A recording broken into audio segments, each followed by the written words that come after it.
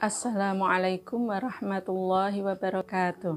Salam sehat walafiat, berkah barokah, alhamdulillah. Kali ini kita akan belajar dengan materi triple Pythagoras. Istilah lainnya adalah tigaan Pythagoras.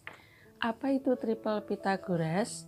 Ialah tiga bilangan yang merupakan panjang sisi dari segitiga siku-siku. Sebagai contoh, ini ada tiga bilangan yaitu 3, 4, 5. Kita selidiki apakah tiga bilangan ini merupakan panjang sisi dari segitiga siku-siku ataukah bukan. Kalau iya, berarti triple Pythagoras. Kalau bukan, berarti ya bukan triple Pythagoras. Nah, seperti video yang sebelumnya, kita sudah bisa menentukan apakah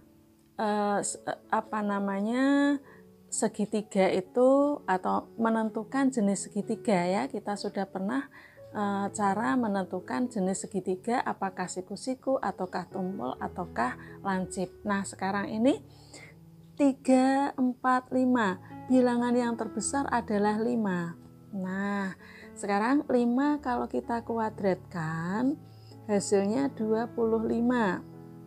Ya. Kemudian 3 kuadrat itu hasilnya 9, 4 kuadrat hasilnya 16. Nah, ini 3 kuadrat dan 4 kuadrat itu kalau kita jumlahkan hasilnya 25. Jadi bilangan yang terbesar berarti sebagai sisi miringnya ya. Ternyata ini hasilnya sama. Kuadrat dari 5 sama dengan jumlah kuadrat dari 3 dan 4. Atau bisa kita tulis 5 kuadrat sama dengan 3 kuadrat plus 4 kuadrat. Berarti ini merupakan segitiga siku-siku karena nilainya sama. Kalau kurang dari berarti segitiganya lancip, kalau lebih dari berarti segitiganya tumpul. Nah, ternyata sekarang bilangan 3, 4, dan 5 merupakan panjang sisi dari segitiga siku-siku. Dengan sisi miringnya 5, sisi siku-sikunya adalah 3 dan 4. Ya. Nah, jadi bilangan 3, 4, dan 5 merupakan triple Pythagoras. Ya, merupakan triple Pythagoras. Nah, gitu ya. Jadi kalau tiga bilangan itu merupakan panjang sisi dari segitiga siku-siku, maka tiga bilangan itu disebut triple Pythagoras. Kita lanjutkan ke contoh nomor 2, yaitu tiga bilangan 6, 7, 8. Bilangan terbesarnya 8. Nah, kita anggap pada segitiga itu merupakan sisi yang terpanjang. Kalau 8 kita kuadratkan hasilnya 64. 6 kita kuadratkan hasilnya 36. 7 kita kuadratkan hasilnya 49. Yang ini kita jumlahkan itu berarti berapa ini? 15, 1, 85. Tentu saja ini berarti kuadrat dari bilangan yang terbesar atau kuadrat dari sisi yang terpanjang adalah 64. Ternyata nilainya kurang dari 85. 85 merupakan jumlah dari 6 kuadrat dan 7 kuadrat. Nah, jadi bisa kita tulis begini. 8 kuadrat yang merupakan sisi terpanjang, nilainya kurang dari 6 kuadrat plus 7 kuadrat. Berarti segitiga yang terbentuk adalah segitiga lancip. Nah, karena segitiga lancip yang terbentuk, ya toh, bukan segitiga siku-siku, berarti 6, 7, dan 8 bukan merupakan panjang sisi dari segitiga siku-siku. Kesimpulannya berarti 6, 7, 8 bukan triple Pythagoras. Ya, paham ya? Kita lanjutkan ke berikutnya, yaitu 13, 12, dan 5. Bilangan yang terbesar adalah 13 ya. Berarti kita kuadratkan 13 kuadrat hasilnya 169.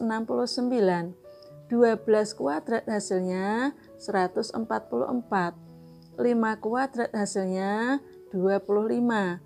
Yang keduanya ini kita jumlahkan hasilnya 961, berarti 169. Ternyata sama ya. Jadi 13 kuadrat sama dengan 12 kuadrat plus 5 kuadrat. Berarti segitiga yang terbentuk adalah segitiga siku-siku.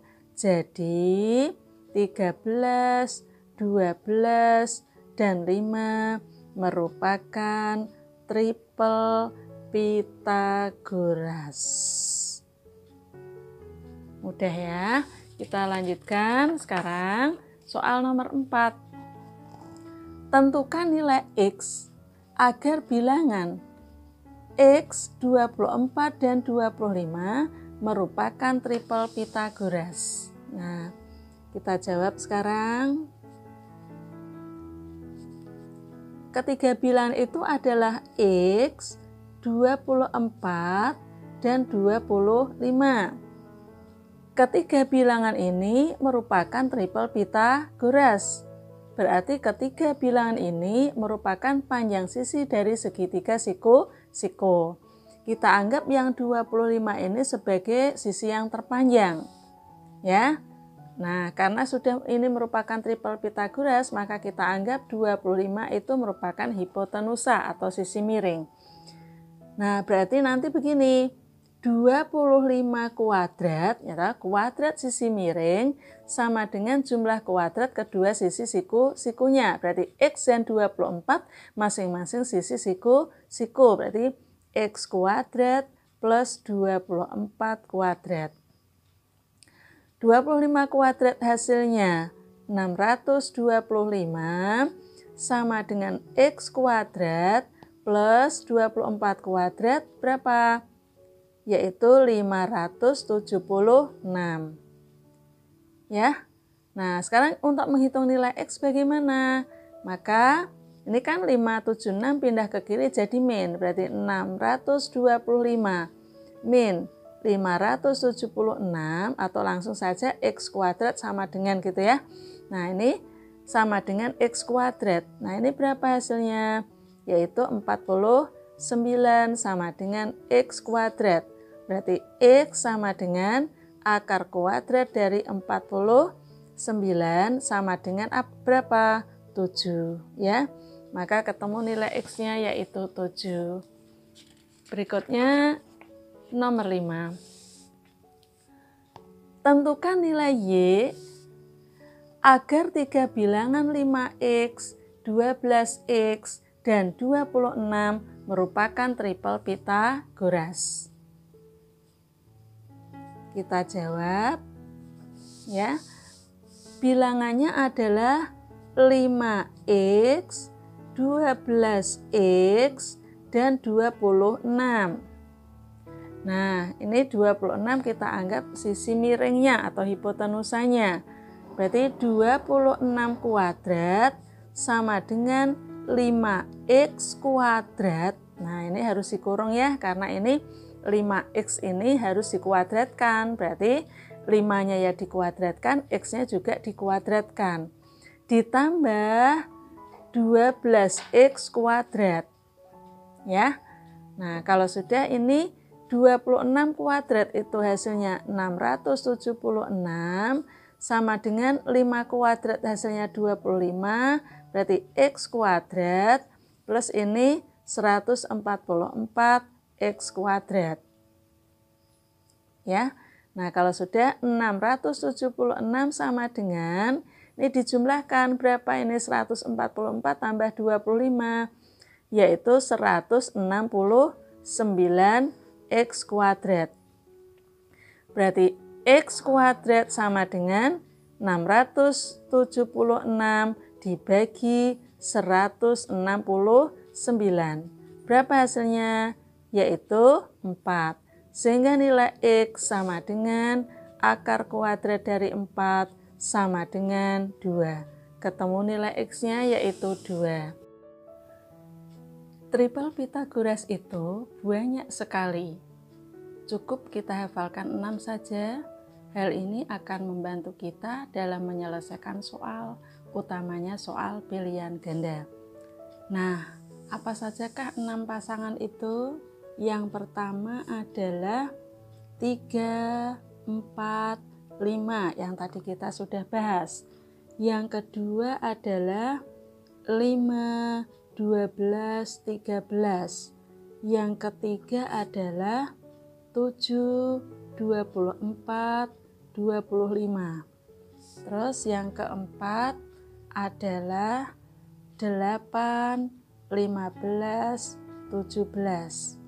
Berikutnya yang kelima adalah 9, 40, 41. Dan pasangan yang terakhir yang keenam yaitu 20, 21, 29. Namun bukan berarti triple Pythagoras itu hanya 6 ini, ya, tapi banyak sekali. Nah, selain dari 6 ini, itu termasuk kelipatannya. Ya, jadi 6 itu dan kelipatannya. Ya. Nah, walaupun yang lain juga banyak, ya. Nah, artinya begini, kalau 3, 4, 5 itu triple Pythagoras, kalau masing-masing bilangan ini kita kalikan 2 kan menjadi 6, 8, 10, juga triple Pythagoras, ya. Kalau kita kalikan 3 menjadi 9, 12, 15, juga triple Pythagoras. Nah, 5, 12, 13 itu merupakan triple Pythagoras. Kalau kita kalikan 2 menjadi 5 kali 2, 10, 12 kali 2, 24, 13 kali 2, 26. Jadi 10, 24, 26 merupakan triple Pythagoras. Demikian seterusnya. Pengalinya boleh 2, boleh 3, boleh 4, dan seterusnya. Begitu ya. Sekian pembelajaran kali ini. Semoga bermanfaat, menjadi ilmu yang barokah. Assalamualaikum warahmatullahi wabarakatuh.